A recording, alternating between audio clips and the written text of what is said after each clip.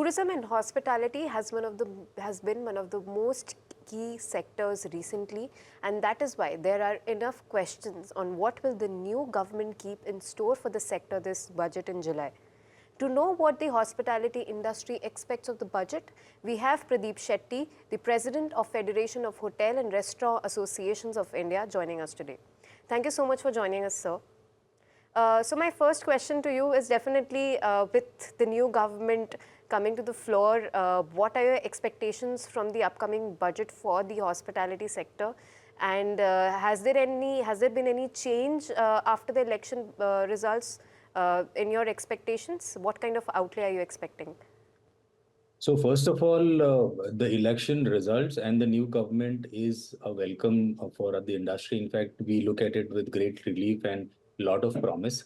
If you remember, before parting, the last government through the Honorable Prime Minister had set up a vision for 2047, which is 2047 vision of welcoming around 100 million foreign tourists, and we are looking at 450 US dollar billion tourism foreign exchange, more like a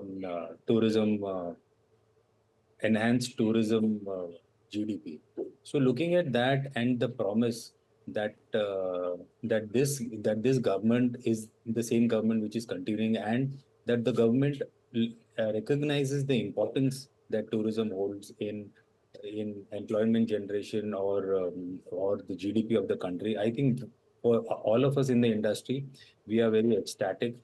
We are expecting a lot more reforms to come from this government. So to answer your question, in fact, we are now emboldened and we have a lot of hope and promise that in the coming years, the way it has been planned by the Honorable Prime Minister and also by the last government, if all of them are implemented the way it was envisioned, I think we are looking for a lot of promise in the coming years.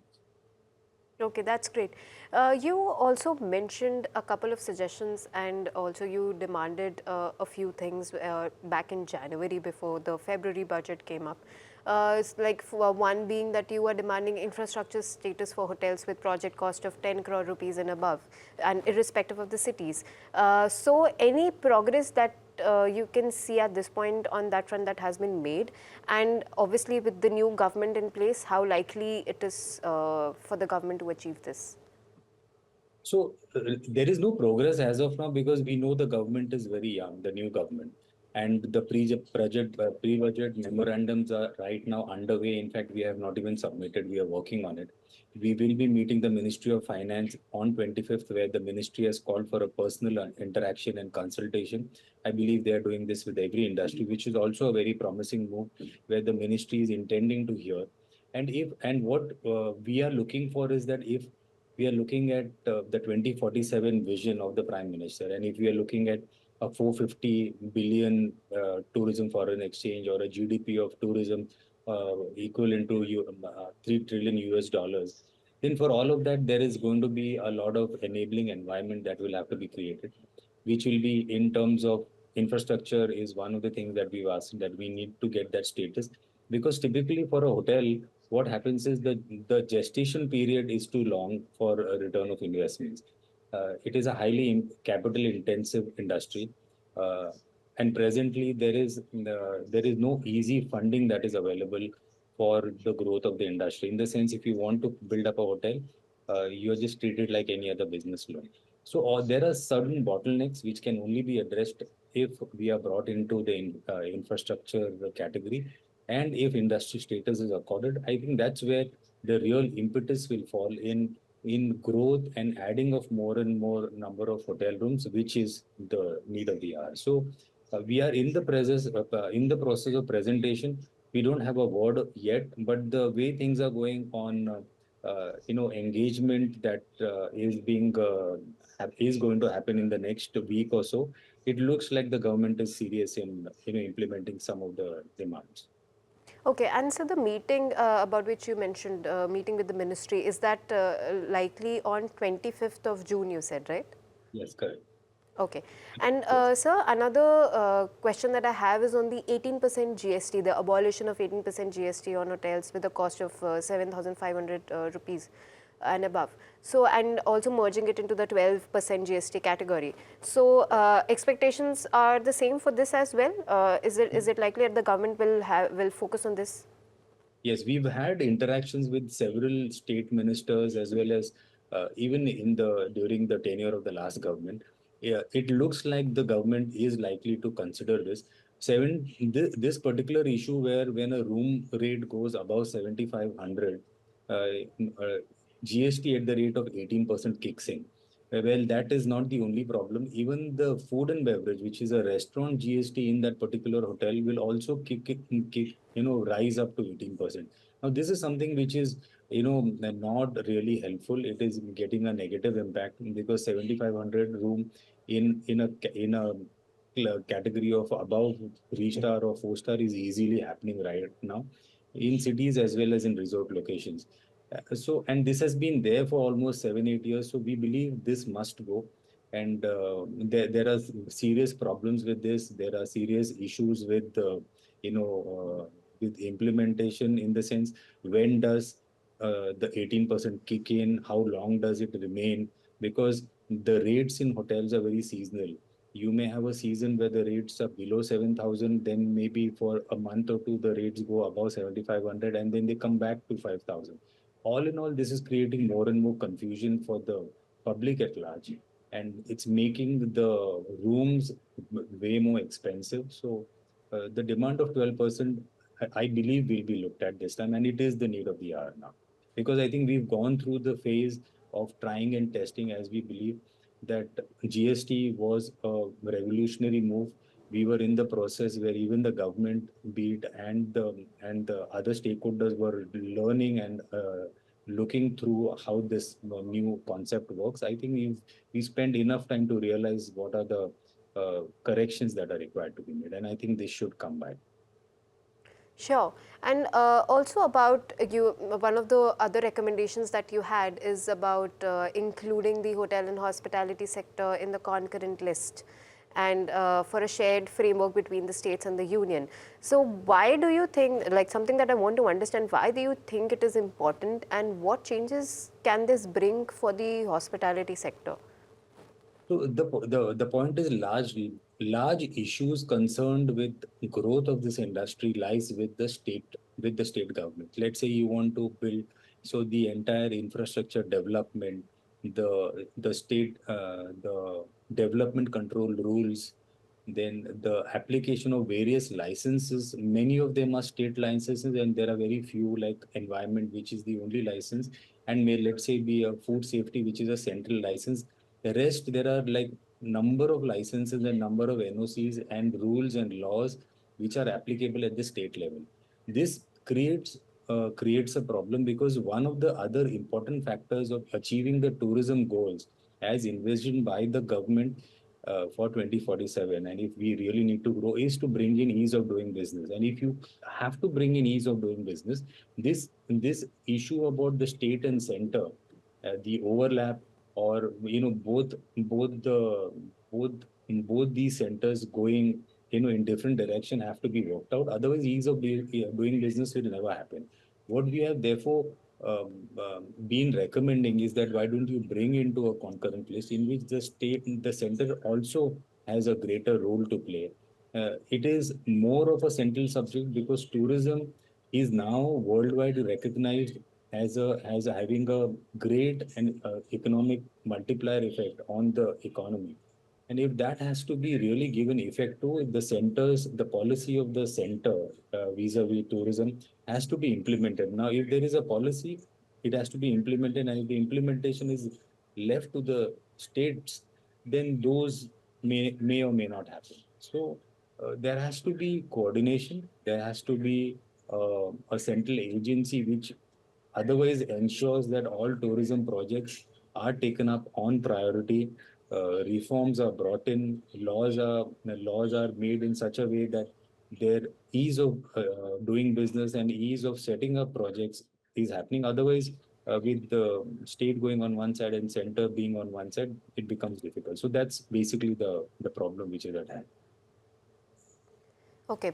And so If we talk about the last fiscal and even the last two fiscals, we have seen a couple of consumer trends, like, for example, focus towards the premium segment, to wellness tourism gaining pace, and there are a lot many other consumer trends that we have seen. What, according to you, all combined, are the key industries trends that the hospitality industry or the hotel industry needs to capitalize on for better growth? One of the key trends we've seen is a lot of domestic travel that has happened post pandemic. In fact, this domestic travel is what really saved the hotel industry after the pandemic, when there was a very reduced foreign travel, inbound travel that was happening. uh, Domestic tourism has risen to almost, we've seen a growth of more than 13% in 2024. Uh, Revenue from domestic tourism is reaching astronomical amounts in comparison to what it was prior to the pandemic. So I think this is one of the trends that one has to look at. And with the development of infrastructure in the second and third cities, there is more and more tourism offerings that are available also now. Hotels are being set up, tourism spots are available, roads are being made. So domestic tourism, or under great encouragement and initiative of the government of Apna Desh Dekho, then there is a Prasad scheme, which is also giving a lot of importance to temple tourism or the religious tourism. So these two are very, very striking, trends that we've seen. Domestic tourism along with religious tourism is on the high, and that is what we are looking forward to. And that is why more and more tourism offerings are coming in second, third cities and in places which were not known in the past. And besides this, solo travel is another segment. Women solo travel is happening. So therefore, there is a lot of emphasis on safe and secure tourism. Even the Ministry of Tourism has been, harping very, very strongly on that. As an industry, we've been trying to pass on the message and trying to ensure that all the offerings that the hotels gives have to be safe and secure. So solo travel, especially women solo travel and solo travel, this is happening. This is also gaining a lot of momentum. So I would say the domestic travel, where our countrymen want to look at other parts of the country, that's on a great high, which earlier was only limited to visiting their native place or maybe the big city. Second is religious tourism is on exceptionally high note with Ayodhya, and now a lot of other sites coming up and airports being built, and the solo travel. These are the three of the major uh, trends that we see. Okay, great. And talking about, as you just talked about the security and women solo travel, I was doing an interview with one of the AI service providers, owner of the AI service providers, where they talked about how AI is gaining pace in different sectors, and definitely AI is the buzzword today. What, according to you, is the scope of AI for the hospitality sector? Where are we on this front, and any measures or plans that you as an industry body, or any expectations that you have from the government on this front? So, insofar as AI is concerned, we have already introduced it in many parts. It mostly is happening in terms of reservations and bookings. There is an interface developed. So, on that part, on reservation bookings, inquiries, it's happening. Now, to introduce it into the other aspects of our business, that is still under process. There is a lot of review happening. In fact, internally, we are really thinking as to whether how much good will come by it. Considering the fact that in India especially, if you compare to the rest of the world, we are known for hospitality and hotels. If you visit anywhere across the world and you visit hotels in India, there you will see a marked difference in terms of hospitality, in terms of service, in terms of care that is given. So having consideration for that, what role AI will play to enhance the quality of experience of a guest is not really known as of now. Uh, of course, we will be looking at a time when workforce will be a problem to deal with the kind of growth that we are doing. But right now there is, except for the point of reservation, and maybe data collection, maybe analysis of a guest, there is nothing much happening. But there are a lot of companies, there is a lot of brainstorming, which is happening right now to see how we are able to achieve it without compromising the privacy of the guest, without compromising the security of the guest. This is really underway. And from the side of the government, I have not seen anything uh, really particular. I think it's too nascent stage of AI introduction into hospitality to the government to intervene. I don't see, but there are a lot of private players who are working to see how AI can be helpful. But right now, frankly speaking, I don't have answer on, how it is going to be, implemented through. Although we are looking at it very, very positively. Okay, great. And lastly, sir, what are the potential headwinds you foresee for the hospitality sector going forward? I think one aspect which is very, very critical is that the mindset of the government, the way they are looking at tourism, which has never been in the past. So with the Prime Minister himself talking about a 2047 vision, the Prime Minister himself talking about that we must be inviting 100 million foreign tourists by 2047. This itself gives us a lot of hope that there will be a lot of reforms and measures that will come in, which will ensure that there is more tourist arrival, there is more tourist offerings, and there will be more incentives that will be given by the government. With that in mind, I think we are looking at one of the golden periods for tourism industry in the next 5 years to come. We will be, I believe, one of the largest domestic travel industries in the world with the kind of domestic travel surge that we've seen.